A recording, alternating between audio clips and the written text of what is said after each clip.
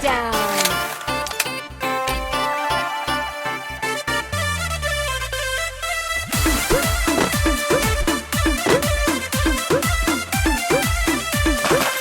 लागे मिजाज आज सही नहीं है, महलू मठाई तो दही नहीं है। लागे मिजाज आज सही नहीं है, महलू मठाई तो दही नहीं है।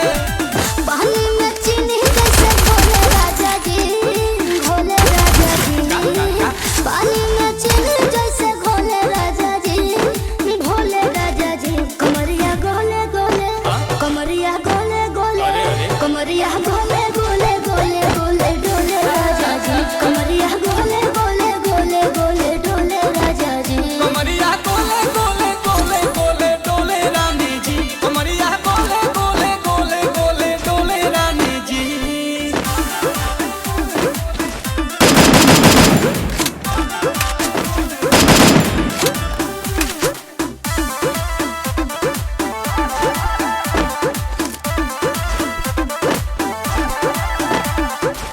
लागलू ऐठे आ कोहरा में बैठे, करे करे जा धक्का धक।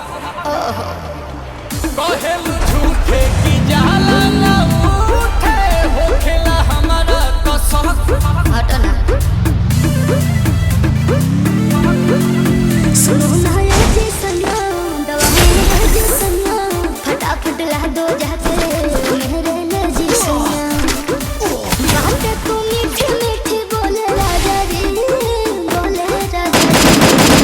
बातें तू मीठी मीठी बोले राजा जी, बोले बोले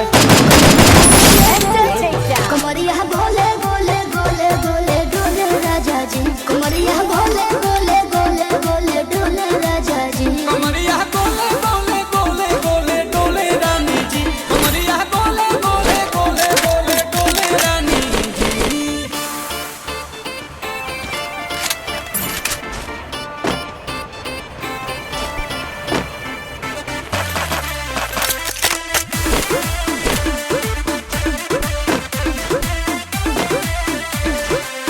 एहो हसीना इशारों के बिना, सीना से जालुआ के शॉट होला ए रानी गरम जवानी। पानी पिए लुगाटा कट।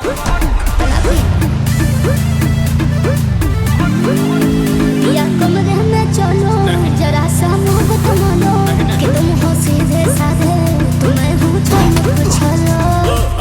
आओ बाबा तो होले होले राजा जी, होले राजा जी।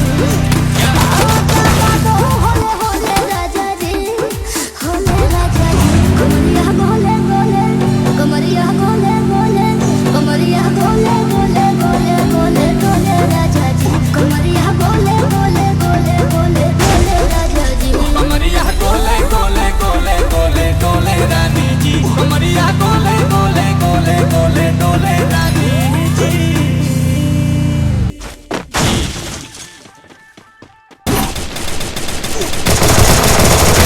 Unstoppable.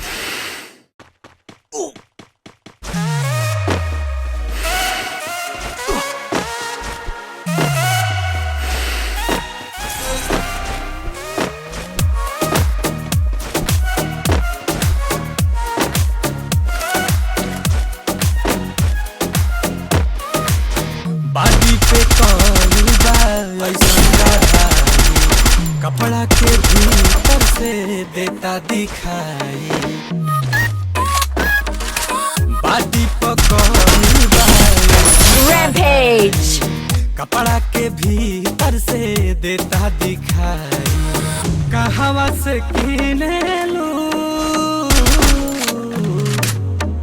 लगता कि तुम घर ही से लो। हीरोइन हो हीरोइन तना न पिएलू, कहता हो किया नशा में जिएलू। बताओ कहीं गाजा तना न पिएलू, कहता नशा में जिएलू।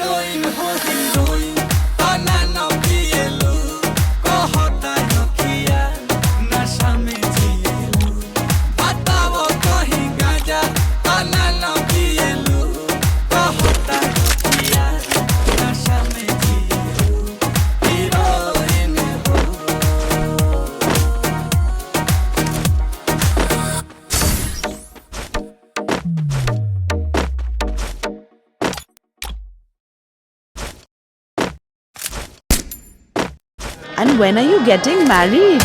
You should lose some weight now, huh? You know why I'm saying this. My younger Hey, you. one. I have something to tell you. That auntie's comments were always irritating. Your irritating part just makes them extra annoying. Just move to Nua.